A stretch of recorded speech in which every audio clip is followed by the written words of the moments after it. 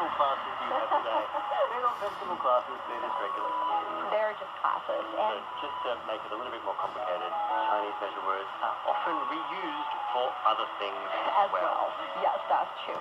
And let's do this step by step.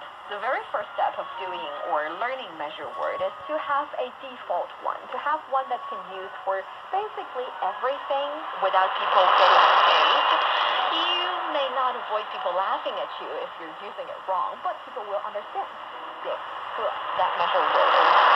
The one that looks a little bit like an umbrella, and it's just the most convenient one if you can't remember either the more correct or more proper measure word, isn't it? Yes. For example, 一个苹果 So one apple, 一个梨 one pear, 一个桃子 桃子是吗 peach Peach, okay. one peach 一个桃子 but I can't really say 一个笔 One pen. one pen. When it comes to pens, you want to say